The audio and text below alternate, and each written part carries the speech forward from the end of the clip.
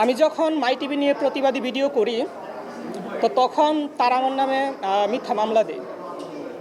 তারা যে সাংবাদিক ইউএসের সাংবাদিক প্রতিবেদন তৈরি করে সেইটা ইতিমধ্যে প্রচুর ভাইরাল হয়। তো ভাইরাল হওয়ার পর একটা মহিলা দেখি যে কান্না করতেছে, প্রচুর কান্না করে। আর আমি বিশেষ করে একটু ইমোশনাল, আমি মানুষের কান্না দেখতে পারি না।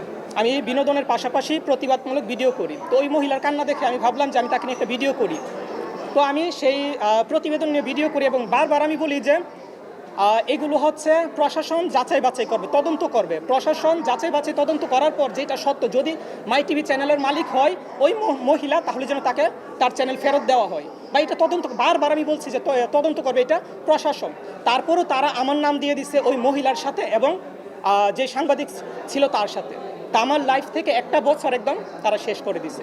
মিথ্যা মামলার ফলে আমার ডিবি অফিসে যাওয়া লাগে, আমার ইউটিউব চ্যানেল তারা 1 বছর রাখে, আমার ফেসবুক পেজে রেখে দেয়। তো অনেক ক্ষতি করছে, কী বলবো, বলতে গেলে আমি আবার ইমোশনাল হয়ে যাব। আর আফ্রিদিকে এবং তাদেরকে আমি কোনো সময় ক্ষমা করব না। হ্যাঁ, ক্ষমা করতাম। এরা কী বলবো, আমি বলতে গেলে অনেক কিছু বলে ফেলবেও যে ওরা কোন টাইপের মানুষ, তাদের মধ্যে মনুষ্যত্ব নাই। একটা ছেলে লাইভে এইভাবে কান্না করছে।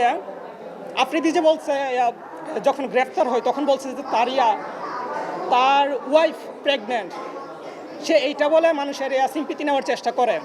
আর আমি যে বলছি যে আমার ওয়াইফ তখন 5 মাস নাকি 6 মাসের প্রেগনেন্ট ছিল, তখন তারা মজা নিচ্ছিল, বলতেছিল স্বপন আরও কান্না করে ভিডিও দাও।